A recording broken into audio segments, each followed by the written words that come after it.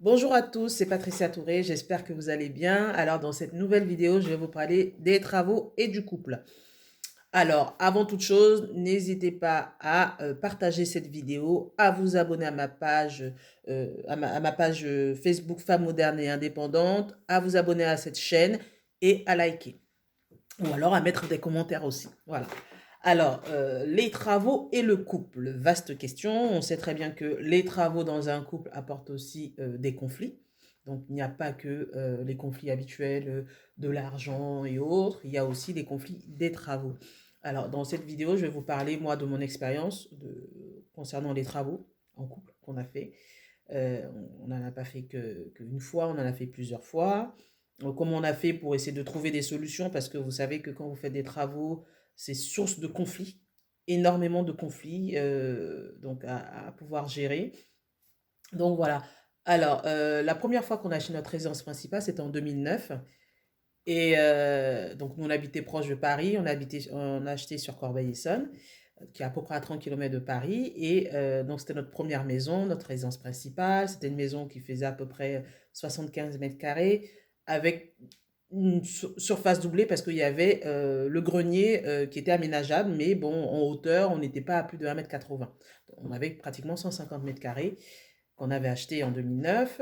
Et donc, dans cette maison, il y avait beaucoup de travaux à faire. Enfin, il n'y avait pas beaucoup de travaux à faire, mais on voulait la mettre à notre goût parce qu'on s'est dit, c'est notre première maison, on va habiter avec les enfants, on a envie de mettre cette maison à notre goût, choisir les couleurs des murs, les sols et tout ça. Donc, on s'est dit, bon, on va tout changer.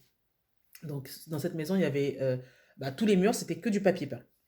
Que du papier peint. Donc, il fallait enlever les papiers peints dans les combles et au premier niveau.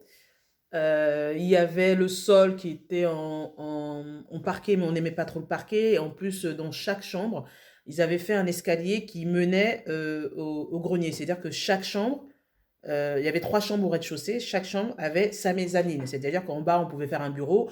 Et au-dessus, il y avait donc la mezzanine qui servait de couchage.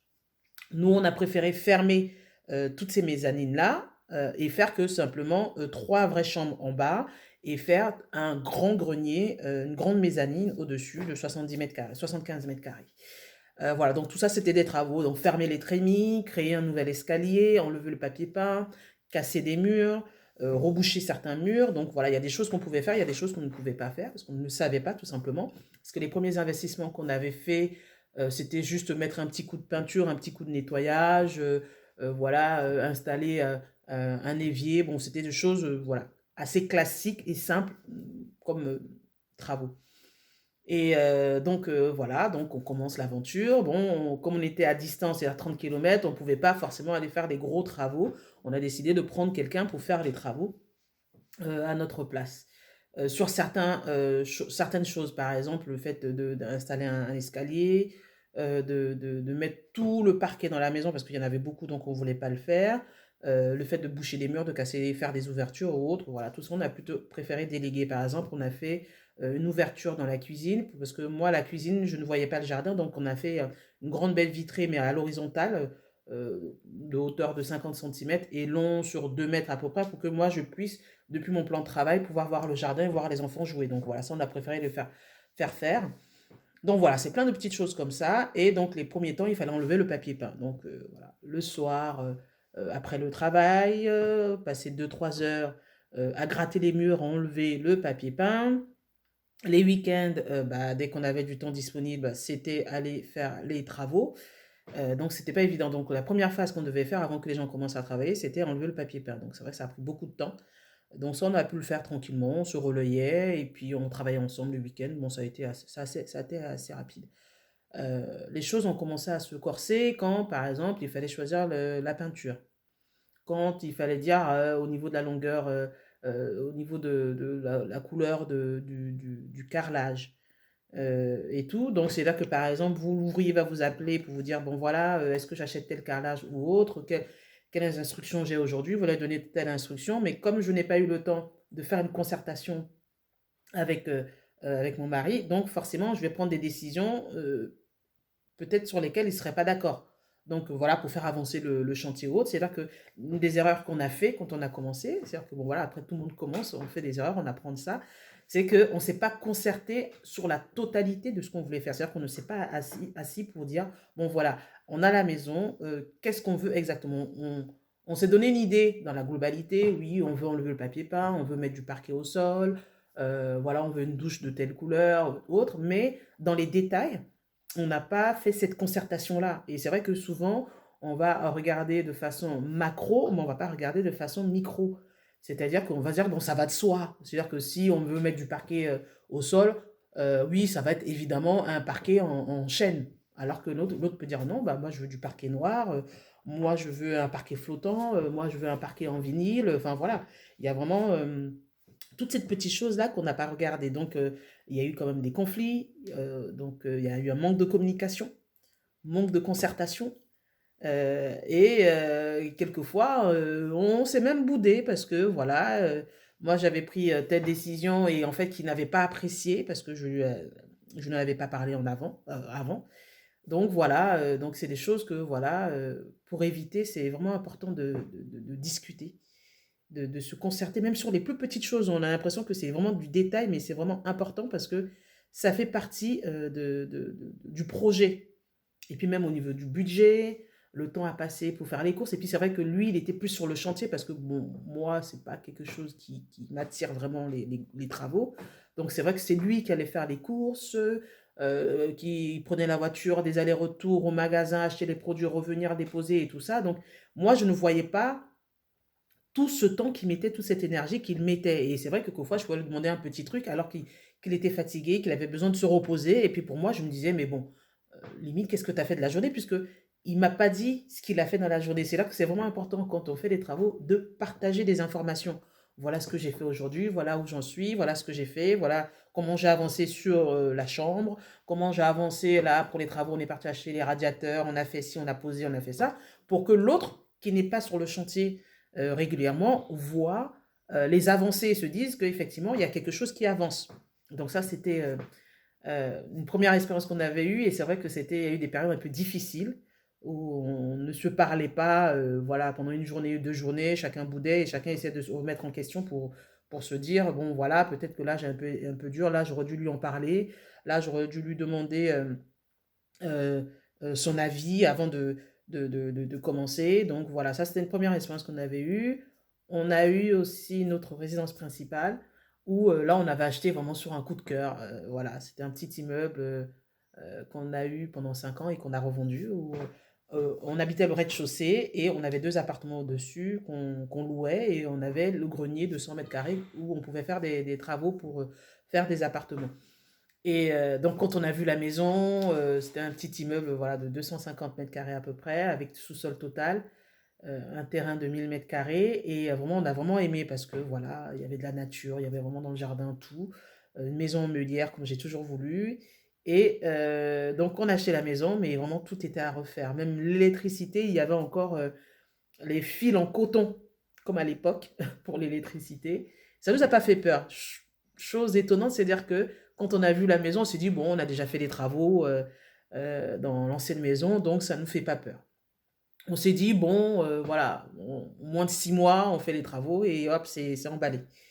Eh ben, finalement, on a passé 2 ans à faire les travaux. 2 ans à faire les travaux. Et en fait, heureusement, bon, on avait encore notre ancienne maison, donc on vivait dans notre maison. Mais c'est vrai que là, c'était vraiment épuisant. Même si c'était dans la même ville, toujours sur Corbeil-Essonnes. Euh, comment dire? Tous les soirs, quand on avait un moment, bah, c'était la maison. Tous les soirs, c'était les travaux. Donc tout ce qui était sorti, amusement en famille ou autre, c'était remis à plus tard. Bon, il nous arrivait quand même de faire des activités en famille. On a quand même été en vacances aussi avec les enfants. Mais la plupart de notre temps, c'est-à-dire 70% de notre temps libre, c'était que la maison, la maison, la maison, les travaux. Au début, quand on est arrivé, on a tout cassé, on a enlevé, on a cassé des portes, on a cassé des murs, on a cassé du carrelage, on a vraiment désossé la maison entièrement. Euh, et c'était vraiment beaucoup de boulot. Mais la priorité, c'était qu'on avait, comme il y avait un appartement F2 qui était au-dessus, qui était vide, on s'est plus focalisé après dessus pour pouvoir le louer rapidement, pour rapporter de l'argent. Donc c'est vrai que c'est plus mon mari qui a travaillé dessus. Il a passé, par exemple, nous on était en vacances, il a passé 3 semaines de ses vacances à faire du carrelage, à faire des travaux dans ce F2. Au moins, quand on est revenu de vacances, tout a été loué, donc ça, c'était correct, mais il a vraiment passé beaucoup de temps. Ce qui fait qu'on n'a pas passé ce temps-là sur les travaux de notre maison à nous, c'est-à-dire l'occupation du rez-de-chaussée. Donc voilà, là aussi pareil, travaux, c'est-à-dire que même quand on est fatigué, même quand on en a marre, même quand on est malade, bah, c'est la maison. C'est la maison, les travaux, les travaux, les travaux. Les week-ends, c'est les travaux, c'est laisser les enfants à la maison ou alors descendre avec les enfants, les mettre dans un coin et faire les travaux, la poussière, on mangeait sur le pouce, un sandwich, une pizza, c'était vraiment intense. C'est dire qu'on avait prévu 6 mois de travaux, on a fait 2 ans de travaux, vous vous rendez compte? 2 ans de travaux, c'était vraiment fatigant, même au niveau physique et même au niveau mental, c'était vraiment fatigant. Et sans compter les petites disputes sur le budget, sur qui fait quoi.